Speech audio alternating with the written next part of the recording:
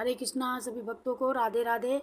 तो श्रीमद् भागवत महापुराण की प्रथम स्कंद की सप्तम अध्याय की कथा आज करूँगी, जिसमें अश्वत्थामा द्वारा द्रौपदी के पुत्रों का मारा जाना और अर्जुन के द्वारा अश्वत्थामा का मान मर्दन। पहले भगवान नाम लेना जरूरी है, तो भगवान का कीर्तन कर ले थोड़ा। श्री कृष्ण गोविंद हरे मुरारी, हे नाथ नारायण वासुदेव, हरे कृष्णा कृष्णा कृष्णा हरे हरे, हरे राम राम राम हरे हरे, हरे कृष्णा कृष्णा कृष्णा हरे हरे, हरे राम राम राम हरे हरे, हरे कृष्णा कृष्णा कृष्णा हरे हरे, हरे राम राम राम हरे हरे। बोलिए श्रीमद् भागवत भगवान की जय, सद्गुरुदेव भगवान की जय, श्री वृंदावन बिहारी लाल की जय। ओम नमः पार्वती पति हर हर महादेव की जय। कृष्णाय वासुदेवाय हरे परमात्मने प्रणतक्लेशनाशाय गोविंदाय नमो नमः। हे कृष्ण करुणा सिंधु दीन बंधु जगतपते, गोपेश गोपिका कांत राधा कांत नमस्तुते। सच्चिदानंद रूपाय विश्वोत्पत्त्यादि हेतवे, तापत्रय विनाशाय श्री कृष्णाय वयं नमः। बोलिए श्रीमद् भागवत भगवान की जय। हरे कृष्णा। अथ सप्तमो अध्याय, अश्वत्थामा द्वारा द्रौपदी के पुत्रों का मारा जाना और अर्जुन के द्वारा अश्वत्थामा का मान मर्दन। श्री शौनक जी ने पूछा, सूत जी, सर्वज्ञ एवं सर्वशक्तिमान व्यास भगवान ने नारद जी का अभिप्राय सुन लिया, फिर उनके चले जाने पर उन्होंने क्या किया? श्री सूत जी ने कहा, ब्रह्म नदी सरस्वती के पश्चिम तट पर सम्याप्रास नाम का एक आश्रम है। वहाँ ऋषियों के यज्ञ चलते ही रहते हैं। वहीं व्यास जी का अपना आश्रम है। उसके चारों ओर बेर का सुंदर वन है। उस आश्रम में बैठकर उन्होंने आचमन किया और स्वयं अपने मन को समाहित किया। उन्होंने भक्ति योग के द्वारा अपने मन को पूर्णतया एकाग्र और निर्मल करके आदि पुरुष परमात्मा और उनके आश्रम से रहने वाली माया को देखा। इसी माया से मोहित होकर यह जीव तीनों गुणों से अतीत होने पर भी अपने को त्रिगुणात्मक मान लेता है और इस मान्यता के कारण होने वाली अनर्थों को भोगता है। इन अनर्थों की शांति का साक्षात साधन है केवल भगवान का भक्ति योग। परंतु संसार के लोग इस बात को नहीं जानते। यही समझाकर उन्होंने इस परमहंसों की संहिता श्रीमद् भागवत की रचना की। इसके श्रवण मात्र से पुरुषोत्तम भगवान श्री कृष्ण के प्रति परम प्रेममयी भक्ति हो जाती है, जिससे जीव के शोक मोह और भय नष्ट हो जाते हैं। उन्होंने इस भागवत संहिता का निर्माण और पुनरावृत्ति करके इसे अपने निवृत्ति परायण पुत्र श्री सुखदेव जी को पढ़ाया। श्री शौनक जी ने पूछा, श्री सुखदेव जी तो अत्यंत निवृत्ति परायण हैं, उन्हें किसी भी वस्तु की अपेक्षा नहीं है, वे सदा आत्मा में ही रमन करते हैं, फिर उन्होंने किस लिए इस विशाल ग्रंथ का अध्ययन किया? श्री सूत जी ने कहा, जो लोग ज्ञानी हैं, जिनकी अविद्या की गांठ खुल गई है और जो सदा आत्मा में ही रमन करने वाले हैं, वे ही भगवान की हेतु रहित भक्ति किया करते हैं, क्योंकि भगवान के गुण ही ऐसे मधुर हैं जो सबको अपनी ओर खींच लेते हैं। फिर सुखदेव जी तो भगवान के भक्तों के अत्यंत प्रिय और स्वयं भगवान वेदव्यास के पुत्र हैं। भगवान के गुणों ने उनके हृदय को अपनी ओर खींच लिया और उन्होंने उससे विवश होकर ही इस विशाल ग्रंथ का अध्ययन किया। शौनक जी, अब मैं राजर्षि परीक्षित के जन्म, कर्म और मोक्ष की तथा पांडवों के स्वर्गारोहण की कथा कहता हूँ, क्योंकि इन्हीं से भगवान श्री कृष्ण की अनेकों कथाओं का उदय होता है।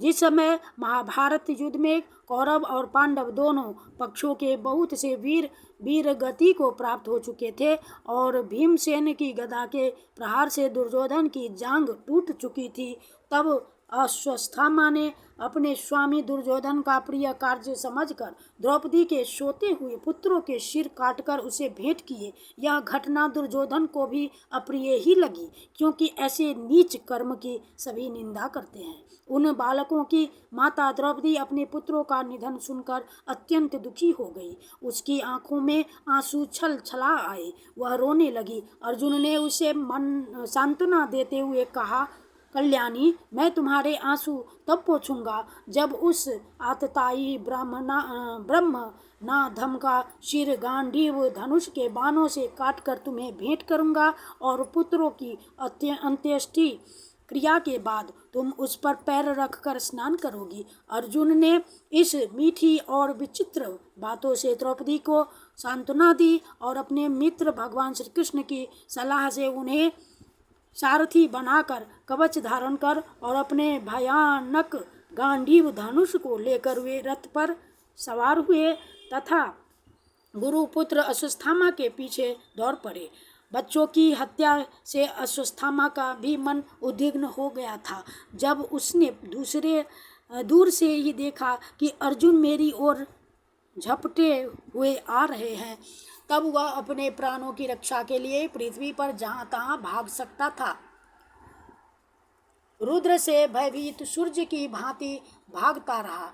जब उसने देखा कि मेरे रथ के घोड़े थक गए हैं और मैं बिल्कुल अकेला हूँ, तब उसने अपने को बचाने का एकमात्र साधन ब्रह्मास्त्र ही समझा। यद्यपि उससे ब्रह्मास्त्र को लौटाने की विधि मालूम न थी, फिर भी प्राण संकट देखकर उसने आचमन किया और ध्यानस्थ होकर ब्रह्मास्त्र का संधान किया। उस अस्त्र से सब दिशाओं में एक बड़ा प्रचंड तेज फैल गया।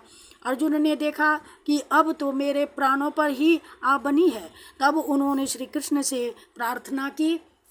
अर्जुन ने कहा, श्री कृष्ण, तुम सच्चिदानंद स्वरूप परमात्मा हो, तुम्हारी शक्ति अनंत है। तुम ही भक्तों को अभय देने वाले हो। जो संसार की धधकती हुई आग में जल रहे हैं, उन जीवों को उससे उबारने वाले एकमात्र तुम ही हो। तुम प्रकृति से परे रहने वाले आदि पुरुष साक्षात परमेश्वर हो। अपनी चित्त शक्ति से बहिरंग एवं त्रिगुणमयी माया को दूर भगाकर अपने अद्वितीय स्वरूप में स्थित हो। वही तुम अपने प्रभाव से माया मोहित जीवों के लिए धर्मादि रूप कल्याण का विधान करते हो। तुम्हारा यह अवतार पृथ्वी का भार हरण करने के लिए और तुम्हारे अनन्य प्रेमी भक्तजनों के निरंतर स्मरण ध्यान करने के लिए है। स्वयं प्रकाश स्वरूप श्री कृष्ण, यह भयंकर तेज सब ओर से मेरी ओर आ रहा है। यह क्या है, कहाँ से क्यों आ रहा है, इसका मुझे बिल्कुल पता नहीं है। भगवान ने कहा, अर्जुन, यह अश्वत्थामा का चलाया हुआ ब्रह्मास्त्र है। यह बात समझ लो कि प्राण संकट उपस्थित होने से उसने इसका प्रयोग तो कर लिया है, परंतु वह इस अस्त्र को लौटाना नहीं जानता। किसी भी दूसरे अस्त्र में इसको दबा देने की शक्ति नहीं है। तुम शस्त्रास्त्र विद्या को भली भांति जानते ही हो। ब्रह्मास्त्र के तेज से ही इस ब्रह्मास्त्र की प्रचंड आग को बुझा दो। सूत जी कहते हैं, अर्जुन विपक्षी वीरों को मारने में बड़े प्रवीण थे। भगवान की बात सुनकर उन्होंने आचमन किया और भगवान की परिक्रमा करके ब्रह्मास्त्र के निवारण के लिए ब्रह्मास्त्र का ही संधान किया। बाणों से बेष्टित उन दोनों ब्रह्मास्त्रों के तेज प्रलयकालीन सूर्य एवं अग्नि के समान आपस में टकराकर सारे आकाश और दिशाओं में फैल गए और बढ़ने लगे। तीनों लोगों को जलाने वाली उन दोनों अस्त्रों की बढ़ी हुई लपटों से प्रजा जलने लगी और उसे देखकर सबने यही समझा कि यह प्रलय काल की संवर्तक अग्नि है।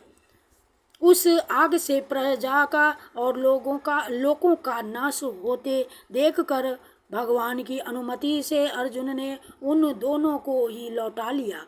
अर्जुन की आंखें क्रोध से लाल लाल हो रही थी। उन्होंने झपट कर उस क्रूर अश्वत्थामा को पकड़ लिया और जैसे कोई रस्सी से पशु को बांध ले वैसे ही बांध लिया। अश्वत्थामा को बलपूर्वक बांधकर अर्जुन ने जब शिविर की ओर ले जाना चाहा तब उन्हें से कमल नयन भगवान श्री कृष्ण ने कुपित होकर कहा, अर्जुन, इस ब्राह्मणाधम को छोड़ना ठीक नहीं है, इसको तो मार ही डालो।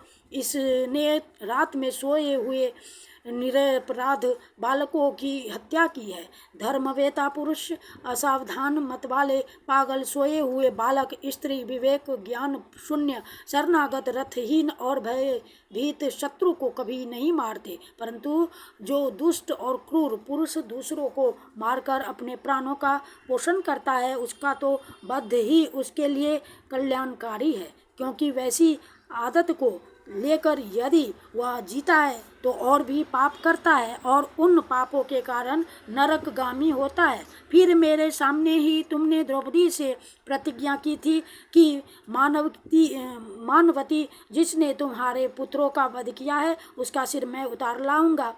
इस पापी कुलांकार आतताई ने तुम्हारे पुत्रों का वध किया है और अपने स्वामी दुर्योधन को भी दुख पहुंचाया है, इसलिए अर्जुन इसे मार ही डालो। भगवान श्री कृष्ण ने अर्जुन के धर्म की परीक्षा लेने के लिए इस प्रकार प्रेरणा की, परंतु अर्जुन का हृदय महान था। यद्यपि अश्वत्थामा ने उनके पुत्रों की हत्या की थी, फिर भी अर्जुन के मन में गुरुपुत्र को मारने की इच्छा नहीं हुई। इसके बाद अपने मित्र और सारथी श्री कृष्ण के साथ वे अपने युद्ध शिविर में पहुँचे। वहाँ अपने मृत पुत्रों के लिए शोक करती हुई द्रौपदी को उसे सौंप दिया। द्रौपदी ने देखा कि अश्वत्थामा पशु की तरह बांध कर लाया गया है।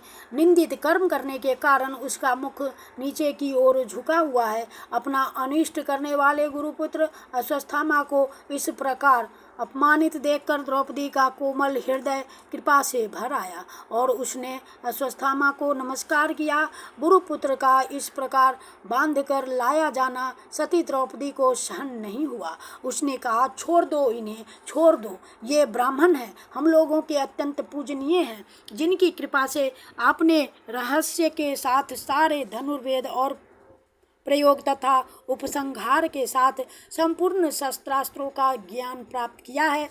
वे आपके आचार्य द्रोण ही पुत्र के रूप में आपके सामने खड़े हैं। उनकी अर्धांगिनी कृपी अपने वीर पुत्र की ममता से ही अपने पति का अनुगमन नहीं कर सकी। वे अभी जीवित हैं। महाभाग्यवान आर्यपुत्र, आप तो बड़े धर्मज्ञ हैं। जिस गुरुवंश की नित्य पूजा और वंदना करनी चाहिए उसी को व्यथा पहुंचाना आपके योग्य कार्य नहीं है। जैसे अपने बच्चों के मर जाने से मैं दुखी होकर रो रही हूँ और मेरी आँखों से बार बार आंसू निकल रहे हैं, वैसे ही इनकी माता पतिव्रता गौतमी न रोए। जो उच्छृंखल राजा अपने कुकृत्यों से ब्राह्मण कुल को कुपित कर देते हैं, वह कुपित ब्राह्मण कुल उन राजाओं को सपरिवार शोकाग्नि में डालकर शीघ्र ही भस्म कर देता है। सूत जी ने कहा, शौनकादि ऋषियों, द्रौपदी की बात धर्म और न्याय के अनुकूल थी। उसमें कपट नहीं था, करुणा और समता थी। अतएव राजा युधिष्ठिर ने रानी के इन हित भरे श्रेष्ठ वचनों का अभिनंदन किया।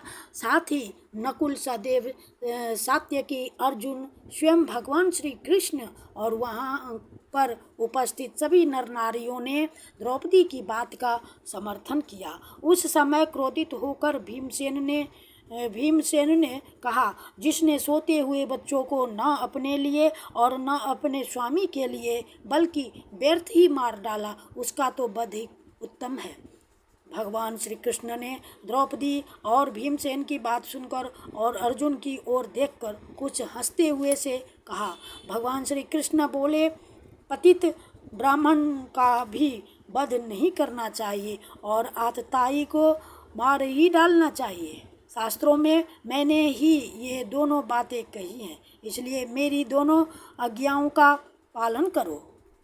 तुमने द्रौपदी को सांत्वना देते समय जो प्रतिज्ञा की थी उसे भी सत्य करो, साथ ही भीमसेन, द्रौपदी और मुझे जो प्रिय हो वह भी करो। सूत जी कहते हैं, अर्जुन भगवान के हृदय की बात तुरंत ताड़ गए और उन्होंने अपनी तलवार से अश्वत्थामा के सिर की मणि उसके बालों के साथ उतार ली। बालकों की हत्या करने से वह श्रीहीन तो पहले ही हो गया था, अब मणि और ब्रह्म तेज से भी रहित हो गया। इसके बाद उन्होंने रस्सी का बंधन खोलकर उसे शिविर से निकाल दिया।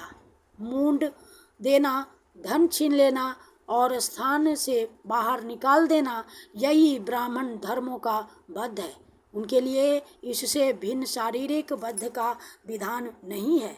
पुत्रों की मृत्यु से द्रौपदी और पांडव सभी शोकातुर हो रहे थे। अब उन्होंने अपने मारे हुए भाई बंधुओं की दहादी अंत्येष्टि क्रिया की।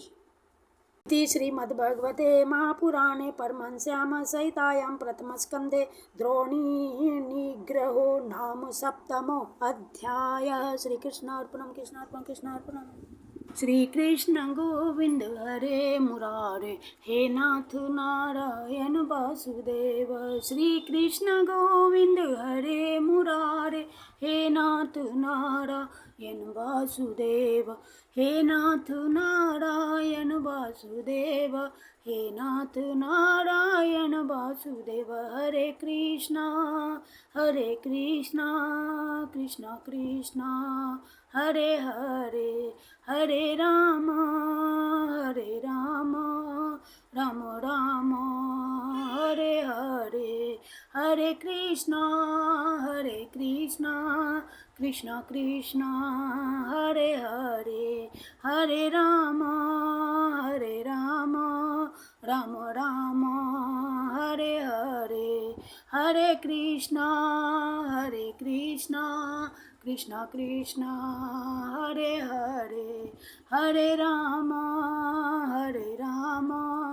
राम राम हरे हरे। राधे कृष्ण कृष्ण कृष्ण राधे राधे, राधे श्याम श्याम श्याम राधे राधे। राधे कृष्ण कृष्ण कृष्ण राधे राधे, राधे श्याम श्याम श्याम राधे राधे। राधे कृष्ण कृष्ण कृष्ण राधे राधे, राधे श्याम श्याम श्याम राधे राधे। राधे कृष्ण कृष्ण कृष्ण राधे राधे, राधे श्याम श्याम श्याम राधे राधे। कृष्णाय वासुदेवाय देवकी नंदनाय च नंदगोपकुमाराय गोविंदाय नमो नमः। नमः पंकजनाभाय नमः पंकजमालिने नमः पंकजनेत्राय नमस्ते पंकजांगये। हे कृष्ण करुणा सिंधु दीनबंधु जगतपते, गोपेश गोपिका कांत राधा कांत नमस्तुते। ओम कृष्णाय वासुदेवाय हरे परमात्मने प्रणतक्लेशनाशाय गोविंदाय नमो नमः। बोलिए श्रीमद् भागवत भगवान की जय। श्री राधा कृष्णाभ्याम नमः। श्री लक्ष्मी नारायण द्वारिकाधीश वृंदावन नाम बैकुंठनाथ की जय। सद्गुरुदेव भगवान की जय। ओम नमः पार्वती पते हर हर महादेव शिव शंभो। हरि बोल हरि बोल हरि बोल। हरे नमः हरे नमः हरे नमः। जय जय श्री राधे, जय जय श्री राधे, जय जय श्री राधे श्याम।